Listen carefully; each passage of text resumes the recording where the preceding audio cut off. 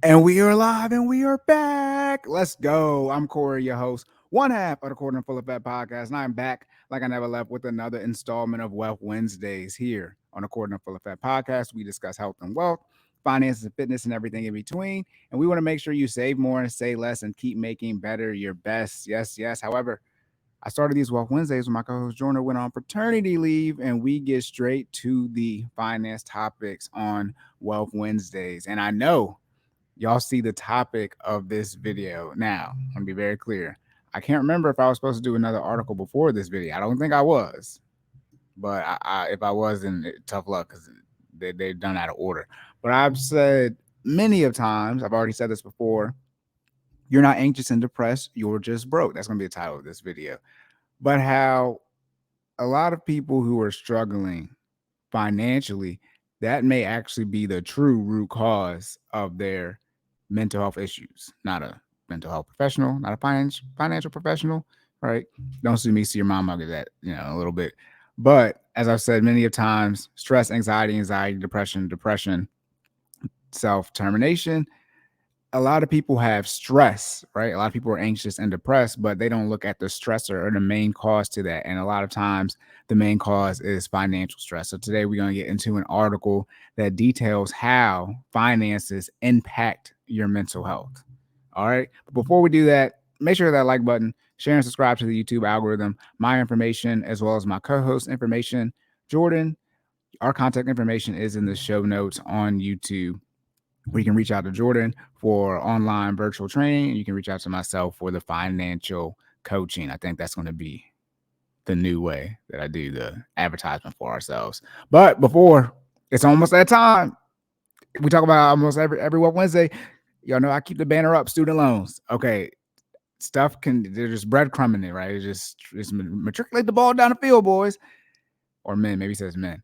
Regardless, student loans. It's like we're almost there for some type of update.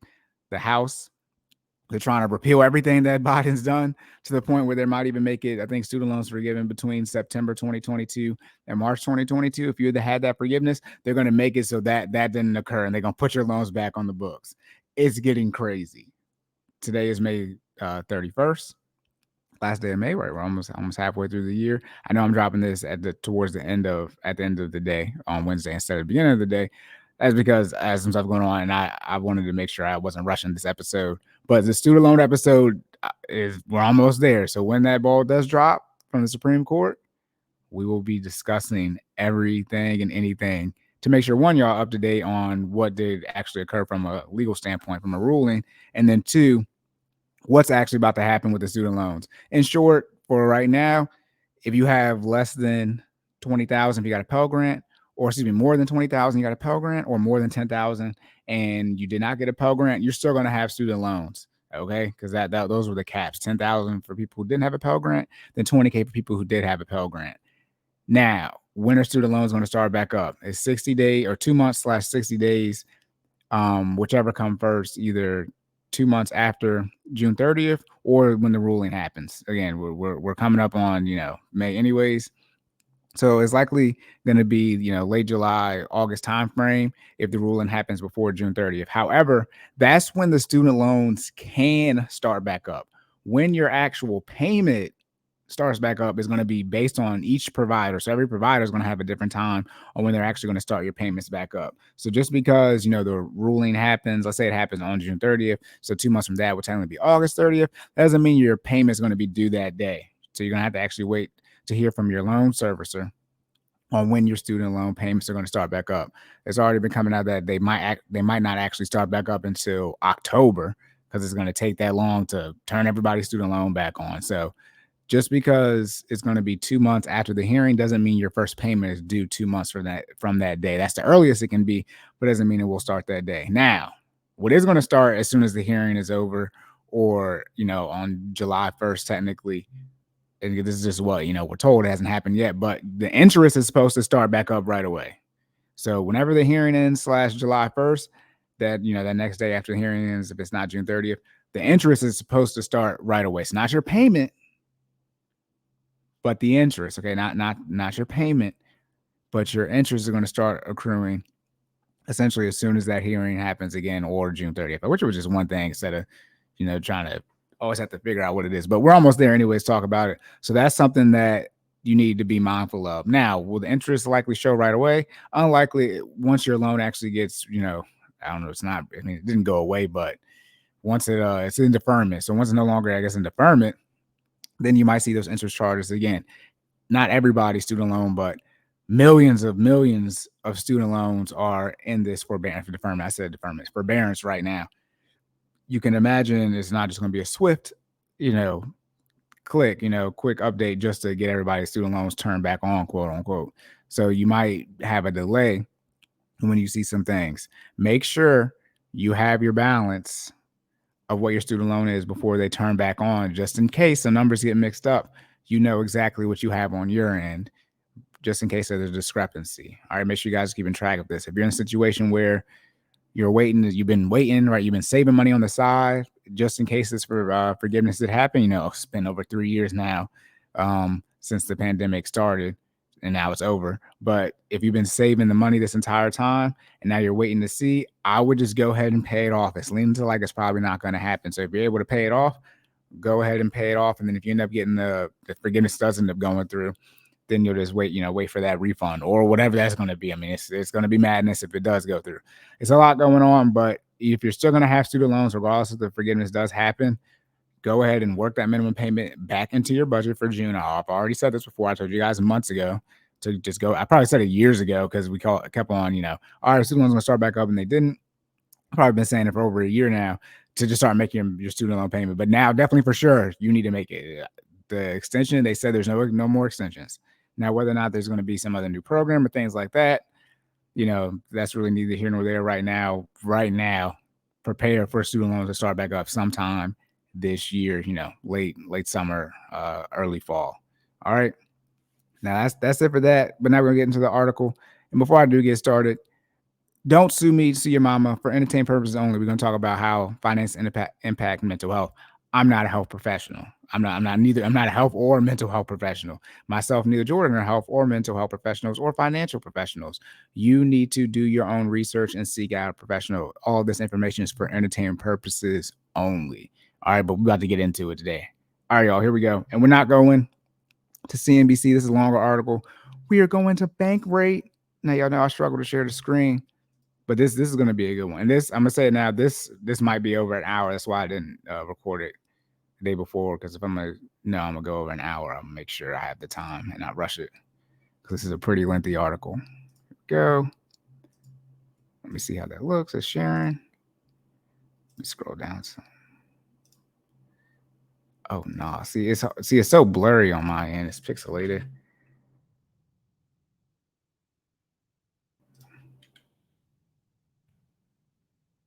Sorry for the podcast listeners. All right, there we go. That looks better. All right, y'all, here we go. Bankrate article: debt and mental health statistics. Shout out to Gary Vee. Shout out to the internet timestamps. That's where I got the idea from. See, this is published January 31st, 2023. This is a 9-minute read, so this is going to take an hour. But there's a lot of statistics in here, so we'll see how much I agree/disagree with. But I have already said this before. I have been saying many of times, you're not anxious and depressed, you're just broke. Stress, anxiety, depression, self-deletion. If you were struggling with mental health, one of my very first questions would be, what do your finances look like? I mean, look at this lady. Look at this lady. This lady looks stressed looking at these bills. Probably a medical bill and like a credit card. All right, here we go.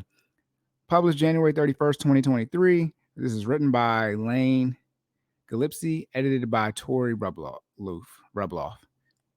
Again, for those of you first time watching this, listening to it, I don't read articles ahead of time, and the names of the authors usually always trip me up. I think I did a good time this time. All right, Bankrate promise. Okay, that's just a disclaimer or something. All right, because money can have a huge effect on day-to-day mental health. I could end it.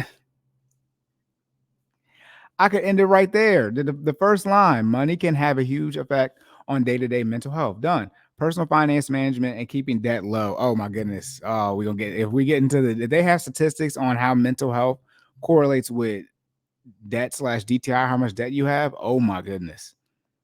In theory, right? So managing your money better and keeping debt low in theory lead to better peace of mind. Why wouldn't it be? If you're not struggling, all right, here we go. Let me read the article. I mean, let me not react to every word. But after years of COVID-19 effects, economic downturns, and rising costs of living, staying out of debt just isn't as simple as keeping a budget. Bull. See, here's the issue. All right, let me read a little bit more if I react, because I can already tell. It's gonna be like the non-black figure one, where I'm gonna have a counter to every sentence. All right, so being in debt or even worrying about finances generally is negatively impacting people's mental health. As of April 22nd, so April 2022, 28% of U.S. adults who say that money negatively affects their mental health say that they worry about it daily. That's 30% of adults in the U.S. worry about it daily. That's my goodness. Here's how debt affects the mental health, regardless of income, age, or other factors of U.S. adults. This is going to be regardless of how much money you make, how old you are, and this has other factors. But I'm going to get to it real quick when it's saying economic downturns and rising costs of living, staying out of debt just isn't as simple as keeping a budget. Here's the issue. Your budget just is a plan, or you lay out how you plan, right? And same word again, but how you plan on spending your money. But the part that people miss is being intentional with that budget or executing it, tracking the transaction. So you say you're going to spend $100 here. Are you actually executing that slash tracking the transactions to show that you spent $100 there and didn't go over budget? When it comes to economic downturns, the rising costs coming out of the pandemic, not really, because the pandemic, there was a whole bunch of money to be made during the pandemic. If you went out here and fumbled the bag during the pandemic, that's on you if you fumble the pandemic bag. Your expenses, let's be clear, inflation was really only crazy high towards the end of the pandemic, right? It wasn't high in 2020 or 2021. 2022, and then now it's 2023. That's when we're seeing some crazy inflation numbers. But a whole bunch of Americans went out and bought a freaking house during the pandemic. So I don't hear about no economic downturn. People were spending money during the pandemic. Let's be very clear. So to say, economic downturns, rising costs, things like that, yes, those impact your finances, but to make it seem like there wasn't a situation for people in America to lock in and start saving some money, that's not the case. There were plenty of jobs to be had out here. Now, if you don't want to go work a job, that's on you. But people in the sense of jobs, companies are still saying, come in. Everybody's still hiring right now. So let's be very clear on that. But here we go. Key bank rate insights on debt and mental health. I love the bank rate articles. I think I might actually like them more than CNBC. I just love the UI. Anyways, 46% of U.S. card holders carry a credit card balance from month to month. That's half. That's insane. This is why the recommendation is, to not use a credit card, because, 50% chance, 46% chance that you're not going to pay it off. 43% of card holders with debt say they don't know all of the interest rates on their credit cards that they carry balances on month to month. One of the things with that is a lot of time these interest rates, as I'm taking off my socks, a lot of the times these interest rates, they're variable. They're not fixed. So when it comes to credit cards, it's going to be hard to know how much your interest rate is if it's always changing.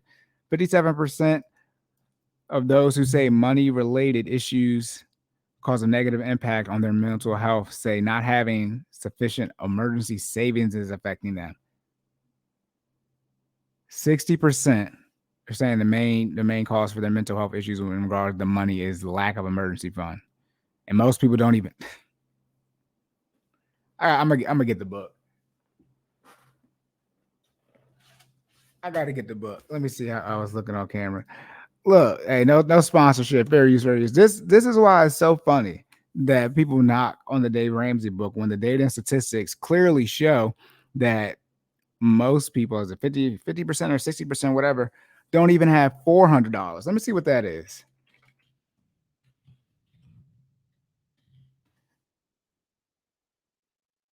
Only 1 in 3 Americans, here we go. I'm sharing the screen. We get the data. Only 1 in 3 Americans can comfortably cover a $400 emergency expense. That's from January 24th, 2023. That means 66%, 2/3 can't, which is relatively the same number here. So that's 66%. Then we're seeing 57%, 60, 66, however you want to look at it. Say the money related issues causing negative impact on mental health is due to the lack of insufficient funds when it comes to their emergency fund.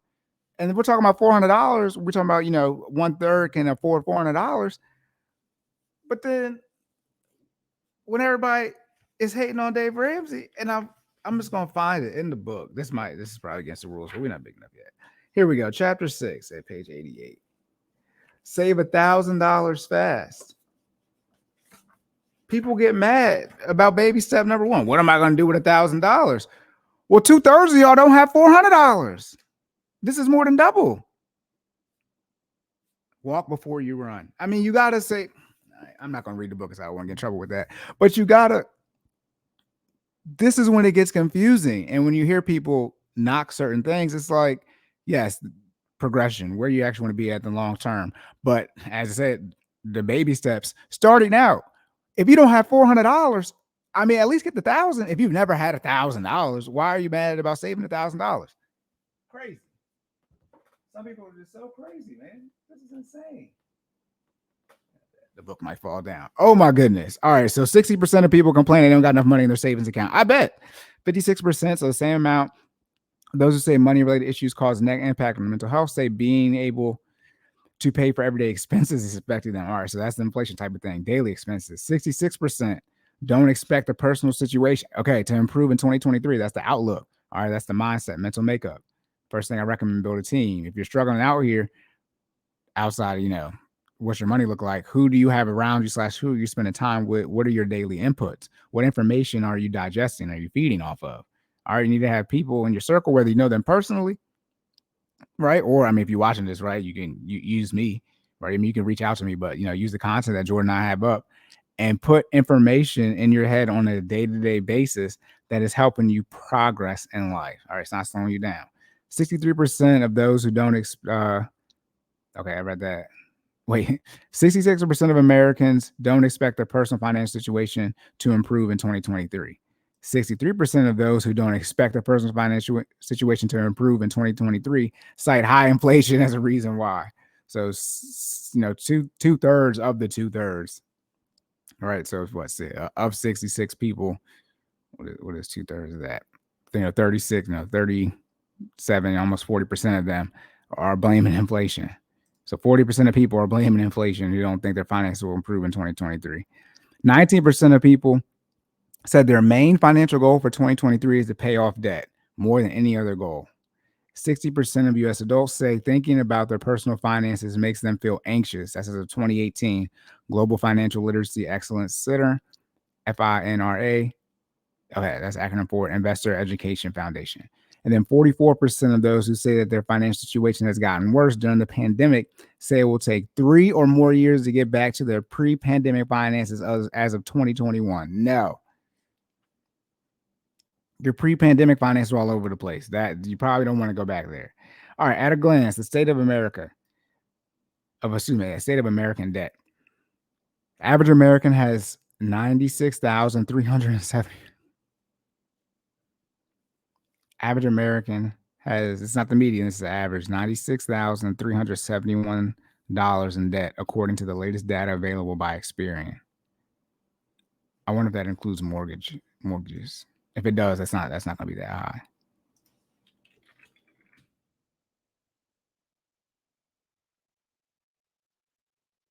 Looks like mortgages are included on here. In 2022, Experian is saying it's 101,000. So in 2021, it was 96, and 2022 was a little over 100K.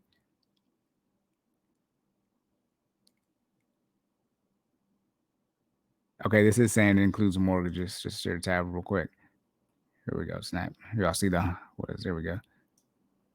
The average credit score is still the same, but the debt went up. But it's saying as they're calculating these numbers for how much debt, a little over 100K in 2022, they are including mortgages in here. Credit cards, auto loans, mortgages, etc. Okay, cool. So that's not that bad if you're talking about the average, because average is higher.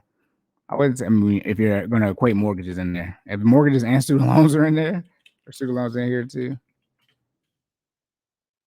The student, yeah, okay, that's not that high. Student loans, mortgages, car loans, credit cards. I mean, that's a lot of different points, but most people's mortgage is over $100,000, so it makes sense. The average would be that high.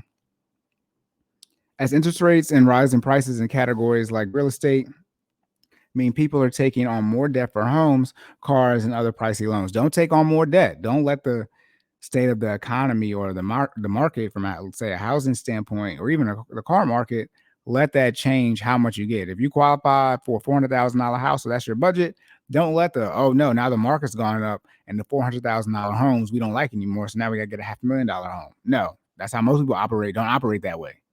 All right. The average debt balance increased 3.9% from 2020 to 2021, according to Experian. In total, Americans carry 16.71 trillion in debt as of the third quarter of 2022, according to the latest available by the Federal Reserve Bank of New York. All right, here we go. Type of debt. It says of 2021.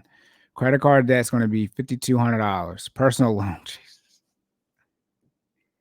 When I see people with personal loans, the main reason you have a personal loan is just because you can't put it on a credit card. Like personal loans are always personal loan or signature loan. It's like people, well, never mind.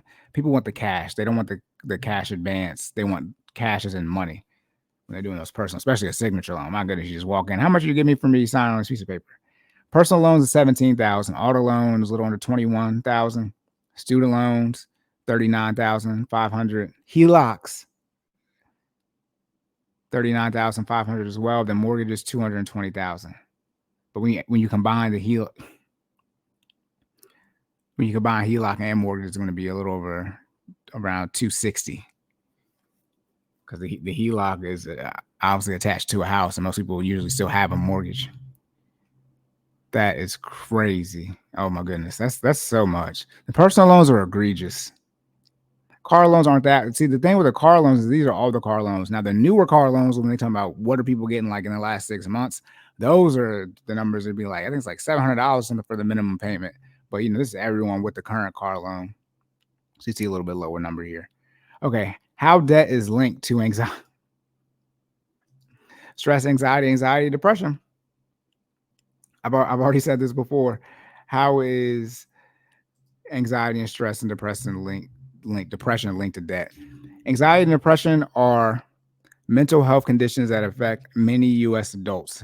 19.1% of U.S. adults have an anxiety disorder, according to the National Alliance on Mental Illness, NAMI, and 8.4% of U.S. adults had a major depressive episode in 2020, defined by the Substance Abuse and Mental Health Service Administration as a period of depressed mood that lasts at least 2 weeks. One could say that also might be impacted by the fact we had to stay inside. The news was crazy, a lot of people dying, things like that too. Many factors can affect mental health, but money and debt, regardless of someone's income, can have huge effects. Again, we talked about how once you make about $75,000 or so, when you adjust for that, it's a little over $100,000 in today's dollars. You really don't have a quote unquote, increase, and I think it'd be just view it as happiness once you make that amount of money. So as you see, when it's saying your income doesn't impact your mental health state, as far as the various incomes don't impact how you feel when it regards to money, that makes sense. When someone is faced with paying back a large percentage of their income, here we go. Got to know when to switch between percentage and whole numbers, right? If your debt to income ratio is 50%, it's 50%. All right.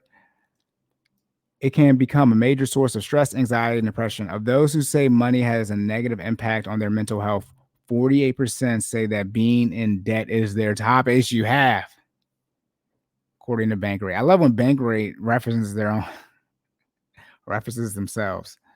People with debt are 3 times as likely to have depression, anxiety, and stress from the worry, according to Ames Public Health. 3. That's crazy. And most Americans have debt, and so that's.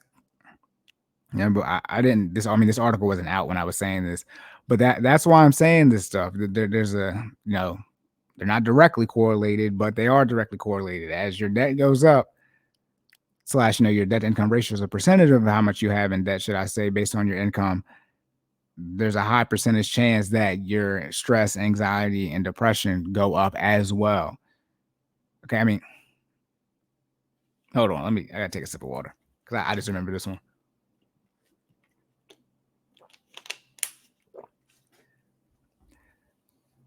The people who have the demographic with the highest anxiety and depression issues are single mothers, and the people struggling the most financially are. All right, I mean, you just kind of you gotta start looking at things and be like, is this an issue, or is this the true cause? Is it not that you need to? You, do you need medication? If you do need medication, right? That's one thing. Not a mental health professional, but is the true issue that you're struggling financially? If we just fix your money problems, where your anxiety and depression, your stress will go down. Your financial stress, by definition, will go down. And if your stress goes down from a financial standpoint, like the anxiety and depression you get from finances, will that impact your overall financial stress? Are you in a better situation? I mean, I can only imagine if you're struggling, if you have children and you're struggling to feed your children. Why wouldn't you be stressed and have anxiety and possibly depression? I mean, why wouldn't you be depressed if you can barely feed your kids, clothe them, have housing for them? I mean, my goodness. Over half of U.S. adults, 52%, who have had a credit card balance. Okay, Carrie already paid interest. Report anxiety. 52% of people who had a credit card balance and carry and have paid interest report anxiety and stress. My goodness. This is global financial literacy. Okay, another company. The study also showed that 36% of people with auto loans and 32% of people with student loans also report anxiety and stress. Most of these people probably all the same set of people. It's likely you got the student loan and the auto loan and the credit card debt.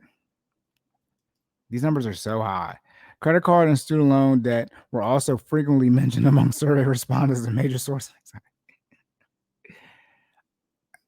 I don't know. I mean, I know, but the way people at least talk about their student loans publicly, or what the rhetoric is on the internet, I don't see how student loans is really causing stress and anxiety for people. Y'all just be acting like, I mean, it is what it is. Y'all just say I gave it to Jesus or whatever it is. I really don't see people stressing about their student loans that bad, because a lot of people just be like, I mean, it's just gonna be there forever. Many, especially younger people, can feel even worse about their finances from seeing how their friends and peers spend money. FOMO, 46% of millennials ages 26 to 41, 46% of millennial social media users and 47% of Gen Z social media users, Gen Z is 18 to 25, feel negatively about their financial situation due to others' posts on social media. Mostly people are fake something. Again, we almost halfway through the year, which means it's almost January 1st, 2024. 2023 is the last year you need to take, advice, direction, whatever from anybody, and you can't easily see their receipts. All right. Now you might have to scroll back because my receipts, they way back. It's not my fault you ain't seeing when I post them. But if you can't see somebody's receipts, this is the last year of 2023 that you take that advice. January 1st, 2024, somebody telling you something, I need to see receipts, bro. Sis, whatever you call them. I need to see the receipts. Are you talking money? You talking fitness? You talking some type of diet and stuff, business stuff, technology stuff, all these type of things. You get in the bag, things like that. We need to start seeing receipts. When I start asking for tax returns, I don't want people getting upset. A lot of y'all complain about, how much servers get paid. They don't get paid enough. People need to tip more. Well, do you tip? How much do you give to charity? We start asking about how much do you donate. If you don't got the money to at least donate your time, you can go feed the homeless. It's free to go feed the homeless. I mean, you got to pay money for gas to get there. But like, how do you help? What do you invest back into society? Or you got, one of the seven deadly sins, gluttony. You just be over consuming. I know you're over consuming because you got all this debt. I mean, my goodness. So we're gonna, we almost there. Like, this is the last year. You're gonna be able to, BS your way through things. But at some point in time, it's gonna be like, you gotta show the proof, man. Proof is in the pudding. Word of Bill Cosby. All right, but the issue doesn't just affect younger adults. Financial stress can impact, but also too, most of these people on the internet, they're scammers. Now they might have money now, but they scam their way to get money, or they might be running out of money, so they're trying to scam again to get money. So they might not have had any money. Now they got legal money because they scammed you, and so now their money is actually real because they then took the scammed money and then invested that. It's hard to get a fruit from the poisonous tree on them because they kind of already washed all that legal money. Regardless, though, the issue doesn't affect younger adults. Financial stress can impact anyone regardless of background. Men and people without a college degree who say money has a negative impact on their mental health also report more daily negative mental health impacts or effects than others as a result of money. Percentage who say that money has a negative impact on their mental health on a day. This is a daily basis. Men first, or men. I mean, it's only men, right? The men are 32%, women are 24%. By generation, wow. I'm interested to see what.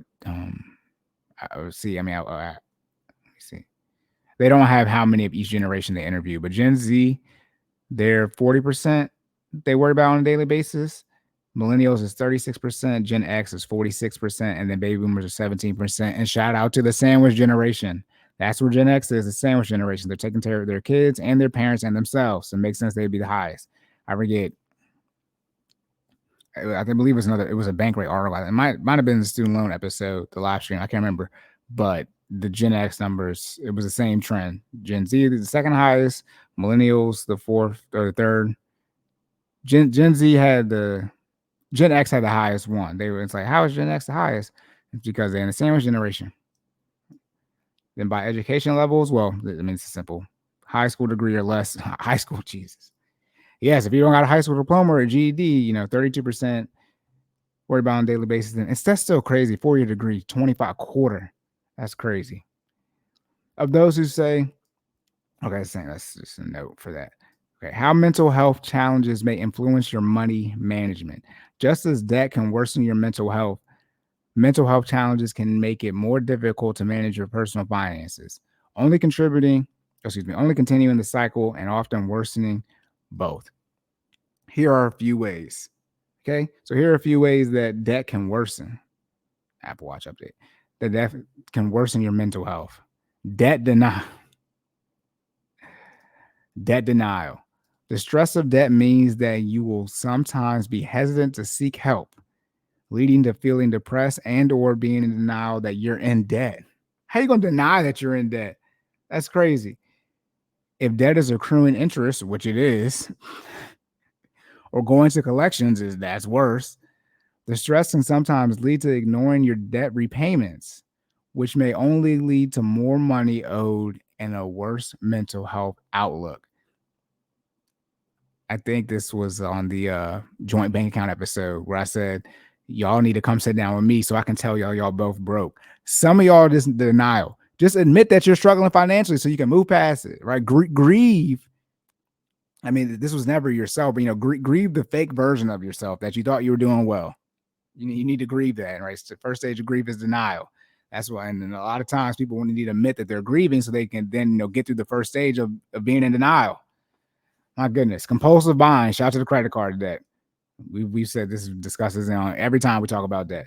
Spending too much. All right, not sticking to your budget. Remember, executing the transactions, actually staying within your budget on unneeded items, lifestyle can drive you further into the debt. Yep, you're just putting on credit cards, but it's often used as a way to relieve stress. Stress spending, no good. Depression or other negative emotions, according to a 2007 study with the University of Iowa.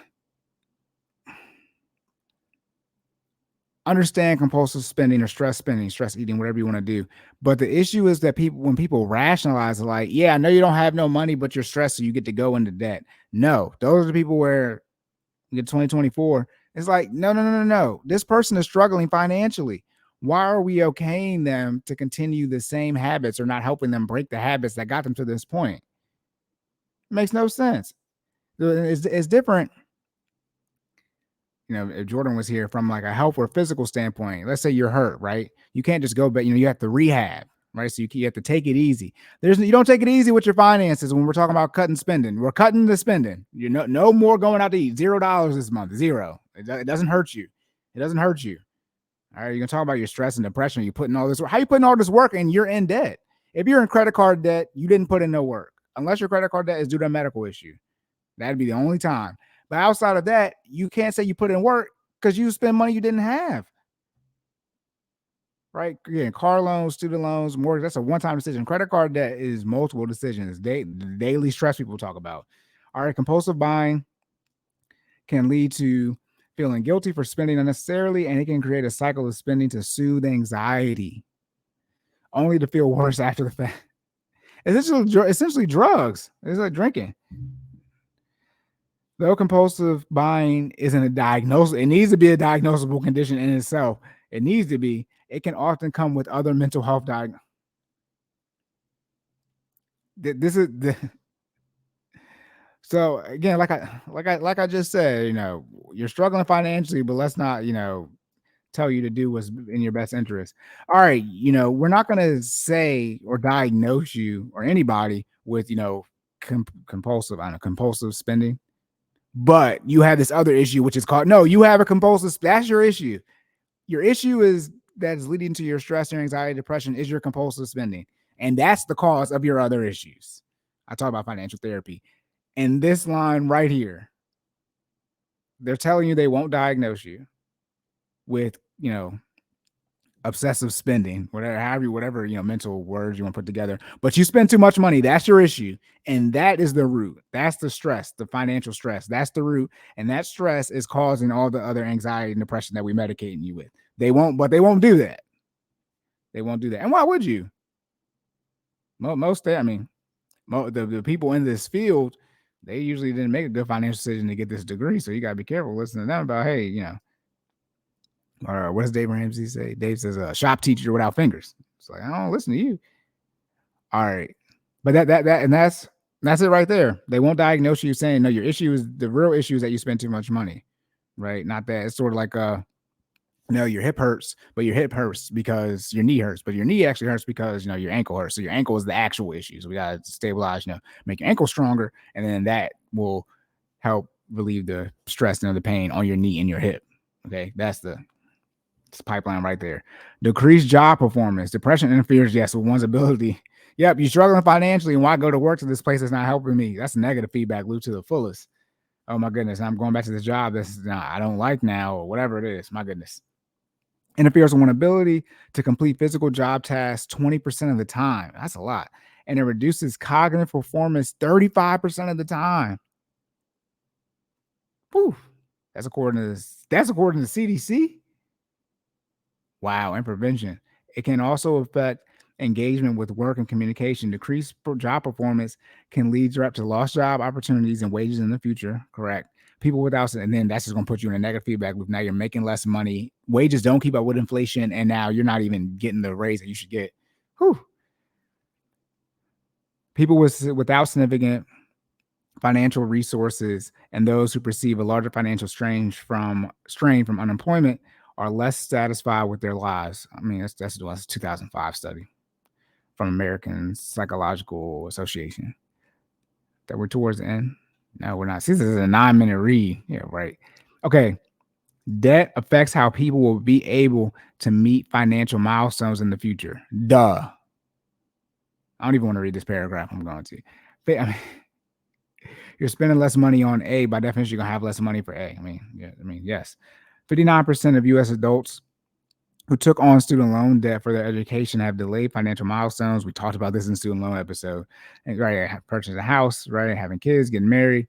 Here are some milestones people have had to delay due to student loan debt, according to the March 22 bank rate study, which I might end up looking at during the student loan one.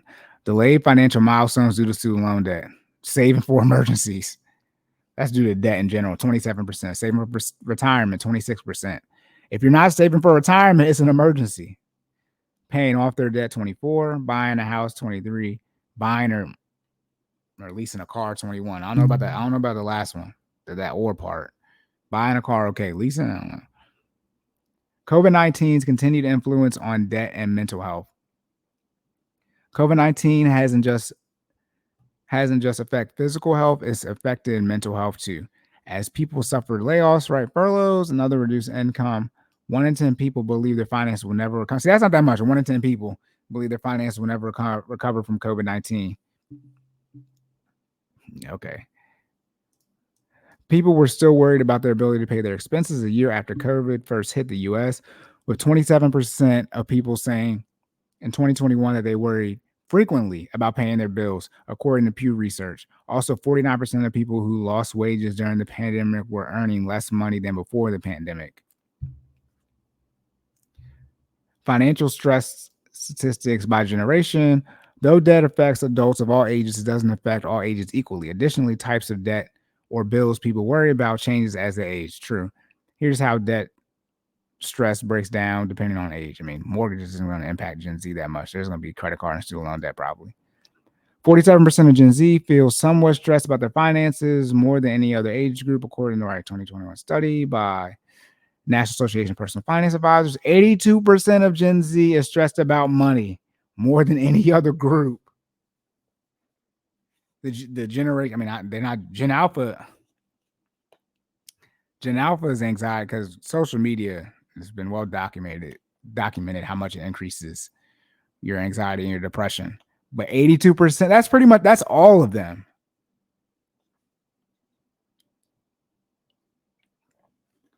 82% of Gen Z is stressed about money.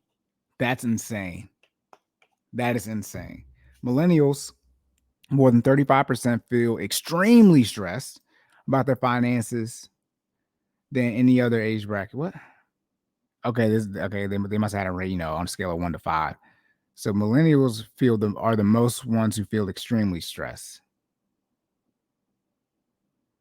Wait, I mean, do they have that? It's a chart down here. They don't have a chart on that. Okay. Most millennials feel extremely stressed, with only 13% reporting that they are not at all stressed. I'm in that 13. They didn't ask me, but I'm in that 13%. Americans between the ages of 25 and 34, which includes younger millennials, have the largest amount of student loan debt of any age bracket. Correct. Wait till Gen Z start getting in them. Gen Z is 18 to 25, so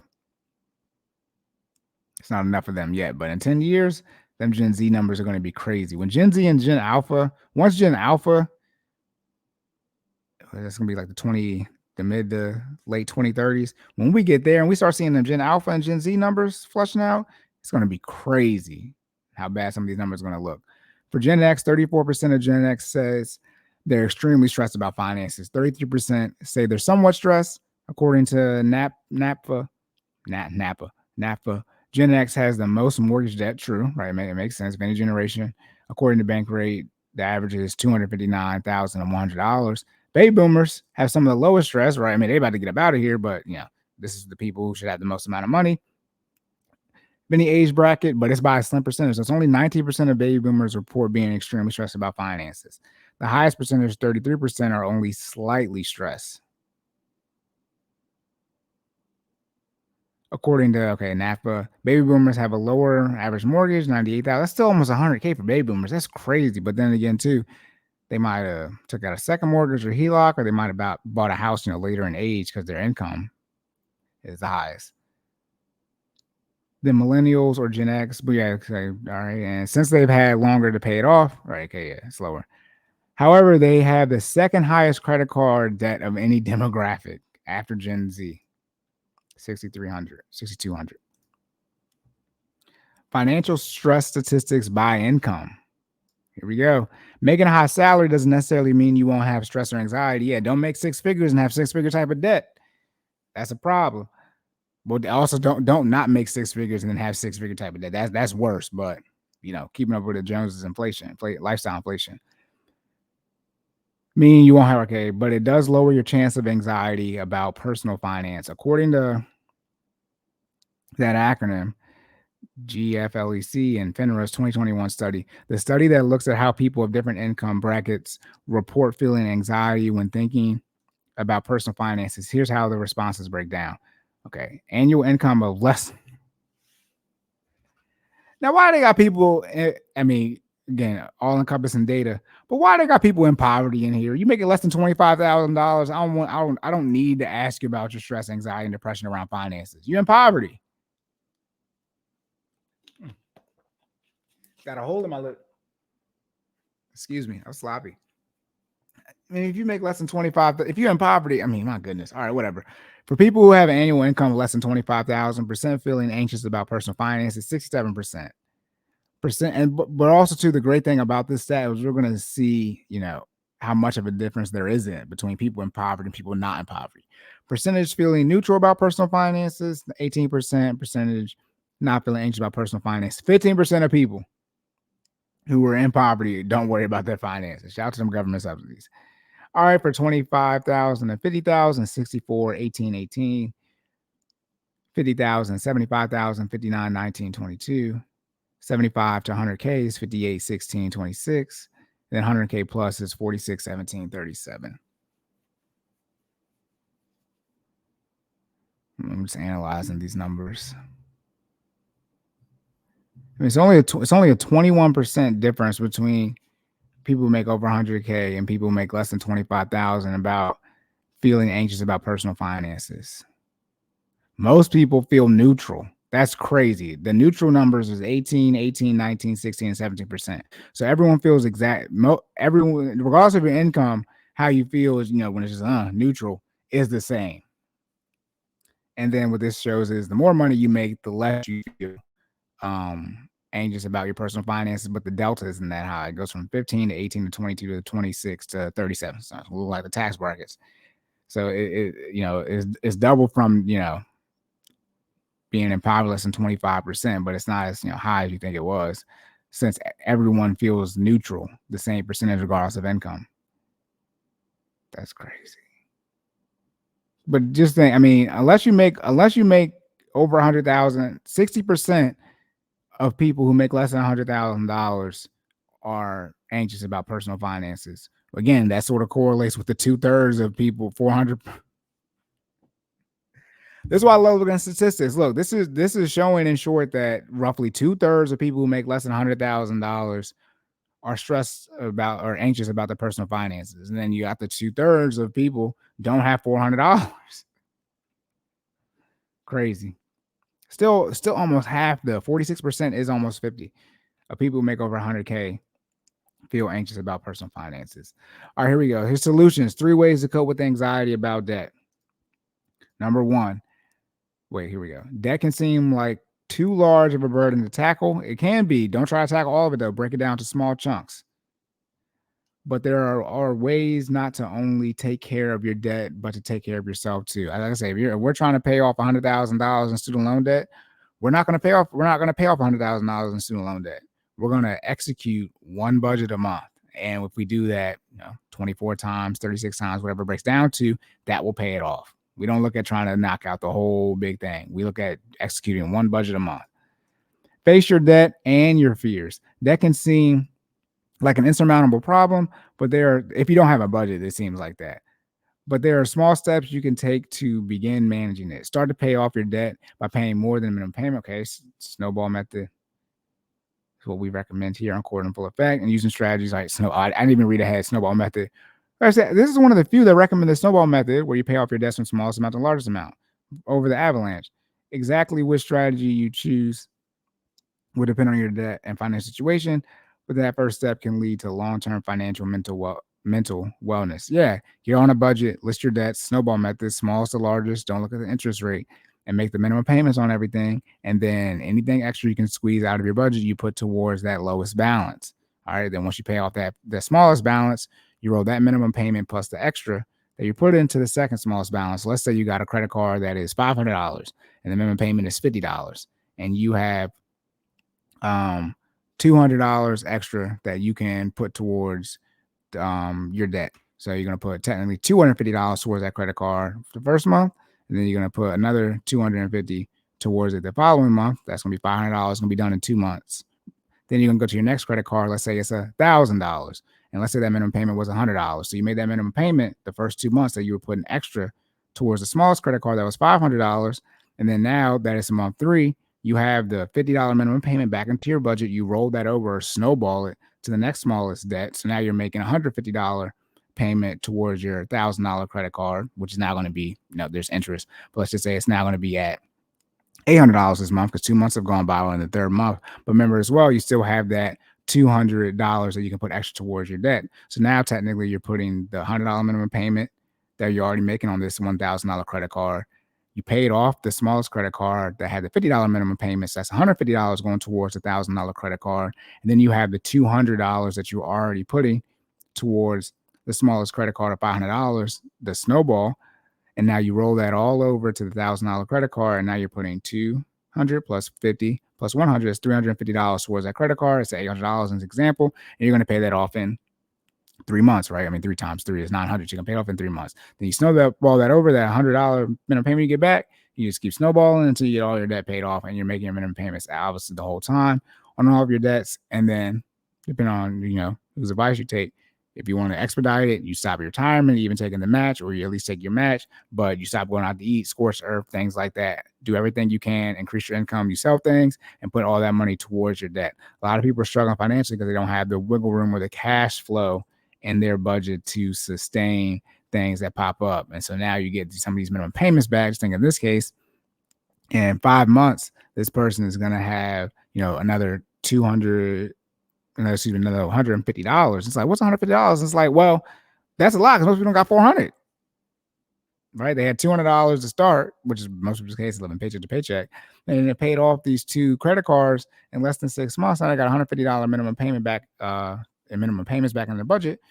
Okay, now they're $350. Making some progress. And that's the stuff that people, they want all these fast, they're not these fast wins. They want quick success, should I say, not fast wins, because the snowball method can get you some fast wins when it comes to paying off your debt if you have real small balances. But they think all their debt's going to be paid off in like a week. Like you don't got no money. I mean, sometimes you can, rack up the debt really quick, but a lot of times you've been accumulating this debt over years. Like it's been sitting here forever. And so why do you think you can pay it off that fast? Second thing, prioritize where you can. Don't prioritize where you can. Prioritize. I already prioritize for y'all. Necessities, debt payments, investments, lifestyle. If you're trying to aggressively get out of debt, necessities, debt payments, end discussion. Budgeting and taking on a side hustle, increasing your income are great ways to prepare toward your debt repayment, but start with smaller steps. Instead of trying to take on too much at once, like trying to put half of your paycheck toward debt repayment or savings, try putting aside small amounts every paycheck to help manage financial stress in the long run without it being overwhelming. No, just do a budget. The issue, and we talked, I mean, they said it right, face your fears. Contradicting, people won't face their fears. Admit the grieve, denial. Admit that you're struggling financially. Then once you get over that, that's the overwhelming part. The overwhelming part is not executing the budget and reducing your lifestyle. The overwhelming part is recognizing that all these posts you made on social media and all the stunting you was doing, you shouldn't have been doing it. You played yourself. That's the overwhelming part, is admitting the situation that you're in. When in doubt, yes, ask for help. Whether it's asking for help for your debt from a nonprofit, debt credit counseling agency, don't do. I mean, do what you want to do, but that stuff is useless. There's too much information out here for free. Or asking for mental help through a licensed professional. Yes, if you need mental health, you need to seek it. You aren't alone in looking for relief from stress and anxiety caused by debt. But see, if it's caused by debt, then just get rid of the debt. It's different if you're talking about trauma, childhood trauma, like how, that's a memory. Like we can't go back in the past and undo it. But with the debt, which is from the past, we can pay that off and get rid of it. This is where it gets confusing, but this is why, I'm on the tech side. Talking to someone about your stress can be a huge lifeline when debt seems too big to tackle alone. I understand that, talking to someone about stress when the debt seems too much, but maybe you need to go to work. That's why I said there's all this free information. So it's one thing, yes, seek mental health. But if you're struggling financially, and the real reason you're struggling financially, and they see the mental health person, they won't diagnose you with struggling financially as your actual issue. No, compulsive buying isn't a diagnosable condition. They won't diagnose you with spending too much. That's your issue. That's your issue. They won't diagnose you with that. But since they won't diagnose you with that, one would say, yeah, maybe don't pay. Now, if you get it for free, that's one thing, or your insurance pays for it and you have to pay for it, that's one thing. But maybe don't spend money on a therapist, because you don't actually need quote unquote therapy. You just need to go make some money and pay off your debt and get on a budget. And there's plenty of free resources if you listen to this, or if you know someone who's struggling financially, or with their mental health, but their finances is complete crap. You can send them this. There's a completely. There's a whole bunch of information out here for free that will help you with your finances and get you out of debt for free. For free. I got out of debt for free. All right. So and you think again, and it gets so confusing. Cutting back on the Starbucks. You need to cut back on the Starbucks. Don't go to Starbucks no more. Wherever you're spending the money on. You're spending $10 a day on coffee. That's $50 a week. Okay, 4 weeks. That's $200 a month. That's insane. You can't afford to do that. All right. You can't afford to do it, because the issue is you're building the bad habits. You're not understanding that you can't make that finance. Getting Starbucks every day is a bad financial decision if you're struggling financially. This is why you got to cut it out. Oh, no, don't cut them out. They're struggling, or they've been putting in work. Okay. Here we go. Here we go. And things are about to come to a head when this student, you know, I hope they overturn and find a way to get all the student loan debt back on people's books in the sense of one on petty, but the advice of, don't pay it off. Find ways of finagling. No, pay off your debt. Pay off all of it. Pay off all of it. Because if you don't pay it all off, they can put it back on. I've already said this before. They can put it back on the books. Who do y'all think y'all are? Insanity. That it. Again, written by Lane Glipsy, writer for Bankrate, and this is edited by Cory Rubloff. All right, again, go back to the top answer. Debt and mental health statistics. How it impacts, again, stress, anxiety, depression, self-deletion. You're not anxious and depressed. You're just broke. It's crazy. Again, I'm going to go back to it. This is a crazy one. I mean, shout out to the student loan episode, but I mean, this is competing with some of those student loan quotes. Though compulsive buying isn't a diagnosable condition in itself, it can often come with other mental health diagnoses. Why don't they just make it a mental health diagnosis? I guess that's when I'm out of my league, but let's be very clear. If you sit down and you're a mental health therapist and they're like, yeah, we think your real issue is that you have your mental health and all this. The root cause is that you just can't control your damn spending. That's an actual cause of your other mental health issues, that you don't control your spending. And what you need to do is actually not come here anymore and spend money on us. You need to put this money towards your debt. And if you work, financial plan to get out of debt for a couple of months, a lot of y'all think you got to do it to pay off the whole debt. Your financial stress, your anxiety, all that type of stuff, depression, that it doesn't take, everybody's situation is different, but that it doesn't take you the whole debt payoff timeline, 2 years, 3 years, whatever yours is, to get your stress, your anxiety, and depression reduced. You just need to start getting some of these smaller debts that you have, these minimum payments back in your budget, so you have more cash flow. And a lot of you in a situation where it's not barely 6 months if you lock in and execute. If you get with me, if you do what I tell you to do, in 6 months you'll be in a completely different situation. You gotta come in, you gotta be one of the people who got 3-4 times and debt, and you make 40K, your student loans is 200,000. You got to be one of those people. But most people are in a situation where it's going to take them barely 6 months to lock in and get some stuff paid off to where they're in a better situation where they don't feel as stressed or as anxious or depressed overall, not just when it comes to finances, but overall. And their finances is the root cause. But hey, I'm not a mental health professional, and they're telling us they will not diagnose you with compulsive buying. They will say it's a secondary cause, but they will not diagnose you with it as the primary cause and the root of your other issues. Insane. But all right, y'all, that's it. Locked and loaded. End of the episode. It got a little bit dark. The sun's still out, but I forgot. We're on the way to summer, so the days get longer. Anyways, remember, the first day of summer is the longest day of the year, which means as we go through the summer, the days get shorter and shorter. So as you get closer and closer to the first day of summer, the days get longer and longer. Anyways, though, I wish Jordan was here, to complain about, when does summer start? Regardless, stress, anxiety, depression, self-deletion, your mental health is key.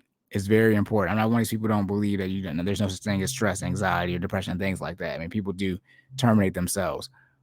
But we have to have a conversation about what the actual cause is. We just read in this article. Now, this wasn't a mental health article, right? This was a Bankrate article. But we just read that compulsive buying is something you can get diagnosed with. It's a secondary, so it's not the primary cause, it's secondary, which don't make no sense. How can it be something that is a side effect, but we can't think about making it another primary effect? What is it called, the primary? Maybe it's not the side effect. Maybe it's the primary issue. Your primary issue for your mental health issues is compulsive buying, which means you're going into debt because you don't make enough money. So going into debt, spending too much money, that is your issue. Bankrate just said, though, you can't get diagnosed with it. That's crazy.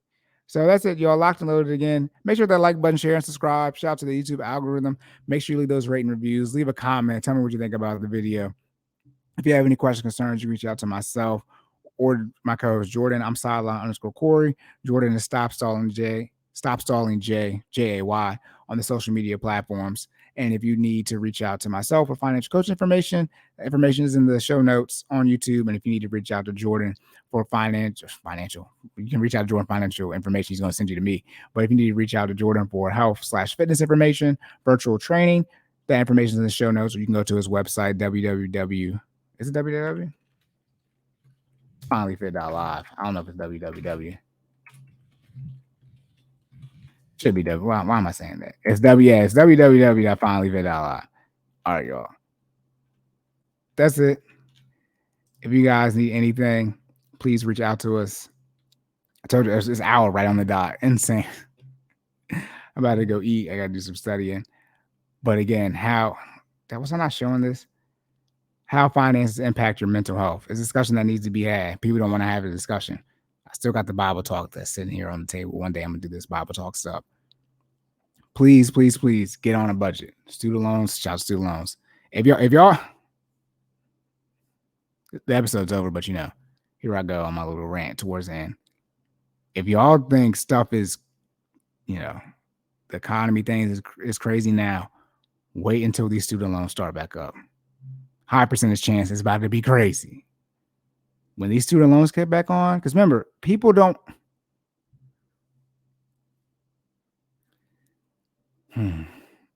Most people are struggling financially.